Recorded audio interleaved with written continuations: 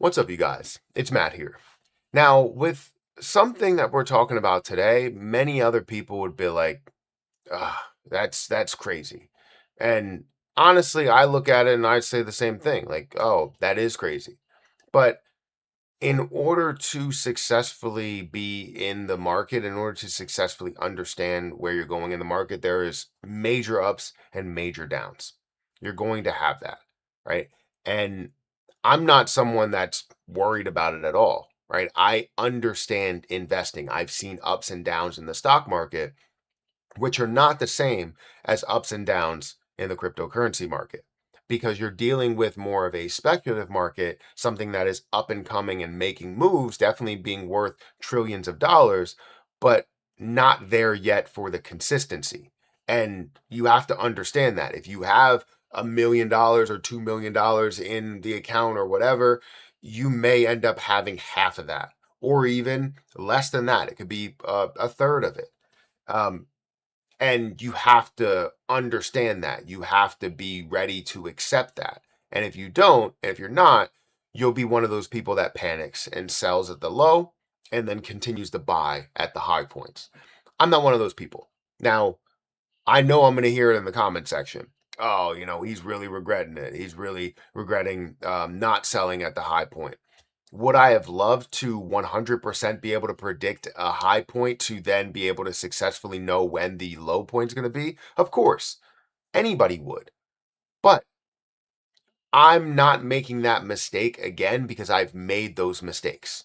I've been that person that sold at the high, tried to rebuy at the low, what I thought would be the low because, it's a speculative market or a speculative position. And then you end up rebuying, but it goes lower and lower and lower. You make money from it, but then now you start panicking even more because your cost basis is much higher than where that stands. If it gets back down to my cost basis, that's still fine. I'm at a break even. I have no problems with it. If I make or if I end up losing money, unrealized gains or unrealized losses, yeah, I still don't have a problem with it. I'm at a low price on something that I truly believe in, right? But people don't tend to understand that. They only see what's in front of their face. Like, oh, you're upset now. I'm not. I'm really not. Um, I have no problems with where things stand. Now, if I needed the money, if I needed $800,000, of course I would have taken it because I needed it. But I don't need that money at the moment. What's crazy is like you look back at like say Bitcoin. When Bitcoin jumped up to $20,000 and then dropped back down to 2,000, you had some people that decided to give up and quit and sell their position. They bought at 18, they wanted to sell, but if they held on to that for many, many years, you would have tens or hundreds of thousands of dollars from one Bitcoin that you decided to buy at 18. You could have had $100,000 from that. That would have been amazing. In the next 10 years, you would have had it, or even less than that, right? Um, but now the way people are looking at it is you always have those people that are like, you lost a ton of money. No, I didn't. You lose it if you sell. So, anyways, I wanted to talk about that within this video and talk about my portfolio, show you guys where I stand at the moment, as well as where I was, where I did stand in cryptocurrency overall. So if you guys could hit the like button, hit the subscribe button, hit the notification bell for more of these videos. Also, make sure you check out some of the links that are down below. It does help out the channel. I have a link for BTCC if you guys want to check that out. Honestly, it's a great platform that I've been using for close to 2 years now. And if you specifically use my link, you'll get a 10% deposit bonus. You can get extra bonuses up to $10,055. Enjoy up to 40% lower trading fees. And you can do a 250x leverage, all with no VPN and no KYC that is required. So definitely check out that link. That link will be at the top of the description. Now, if we look at my portfolio standing right now, my current portfolio stands at $227,232.46. And it fluctuates, obviously by the second, by the minute, by the day, whatever. If you don't know where I stood before this, I was sitting at about overall, my total portfolio was sitting at over $1 million, right? Well over $1 million, honestly. And right now, this isn't everything, but this is just my Coinbase portfolio, and I think I should kind of focus on that. My Coinbase portfolio was sitting at about $840,000, and now it's sitting at 227,000. So I've lost about $600,000 in those gains. So that's a lot, right? $600,000 is a ton. Um, but the way you have to look at these markets, these speculative markets, is completely different than how you would look at the stock market, right? If I lost $600,000 in the S&P 500, I would be honestly pissed, right? I would be upset because you have consistency there. If you don't have that consistency, what are you investing into the S&P 500 for, right? If you invest into a single stock, then I can understand losing 50%, 60% of your position depending on what you invest into and how speculative it was. But if you're investing into the S&P 500, you're expecting to gain 10% or at max lose 1 to 2%. You're not going to lose 50%, 60%, 70% of your portfolio, right? That's the smart way of investing, which I do have a decent amount that's allocated towards that. But when it comes to cryptocurrency, you have to invest as if it is a speculative market, as if you don't know exactly what's going to happen, if that makes sense. Because no one truly knows exactly what's going to happen. I've said this plenty of times. No one knows what's going to happen.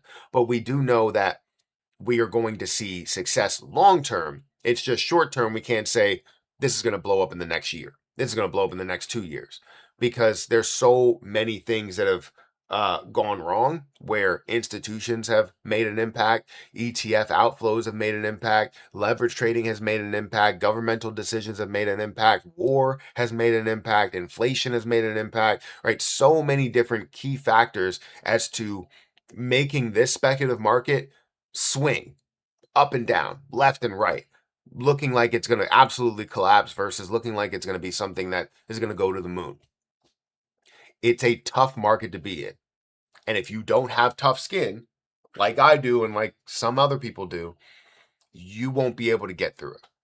Because that thought process there, knowing that you can go from having $800,000 to then going down to $200,000, or let's make it simple to say you could have had I don't know, $6,000, $10,000, and then you go back down to having less than 1,000. Like that's something that could possibly happen, but you have to take it to where you see successes at the lows, you see something that has had success in the low, and you decide to buy at those lows, right? You don't sell the things at whatever high you have it at unless it hits your exit plan. You um, decide to hold on to it. You buy more things that are going to have success, and then you go from there. If you see a company that's succeeding, let's say I wanted to invest in Amazon. Amazon had its highs and lows. Mostly, if you look over the long term, it's had its highs. But you look over times, 2008, you look over 2020, and you can see that it's had its lows. And finding those lows is valuable. But you wouldn't completely give up on that position because it's hit its lows. Some people did, and they regretted it. People that invested into Bitcoin as it hit its low, they regretted it, right? They regretted selling at those lows or selling throughout the bottoms there. But then as it exploded, they're like, what did I even do? Why did I do that? I should have held on my Bitcoin. I hear it every single day about everything. I should have held on to it. But that's the mistake that I'm not making. Yes, I lost $600,000 in unrealized gains, but that's still not a problem for me. I know what the long term is going to be. I know what I'm primarily invested in and how successful that is going to be, whether it's now or it's 5 years from now. I know how successful it's going to be. So losing $600,000, not a problem. If I actually lost $600,000, like I decided to sell all of my crypto right now, then I would be pissed, right? Then I would be upset. Then I would be like, oh, I should have sold at a high point, of course. Because if I needed the money, then like if I needed the money and I needed this 200,000 or whatever, then yeah, I would be upset because I missed out on $600,000. However, it can sit there. This can sit for as long as it needs to fully mature. That's the way that I look at it. But I'm gonna have a lot of people in the comment section that are like, "Ah, man, you lost $600,000. So horrible. I wouldn't take advice from him." I'm not asking anybody to take advice. I'm just documenting my journey of being a successful crypto investor because I've made money. I put money into the stock market. I put money into the S&P 500 because of money that came from cryptocurrency. I've put money into places that are more consistent because of cryptocurrency. And yes, I'm not on paper this liquid millionaire, but I feel like I have a lot of assets um, that I'm currently holding. I have a lot of assets. So, anyways, hit that like button, hit that subscribe button, hit that notification bell for more of these videos. Definitely check out my link for BTCC down below. Let me know your thoughts down below with me losing $600,000 of unrealized gains. And I'll catch you guys in the next one. See ya.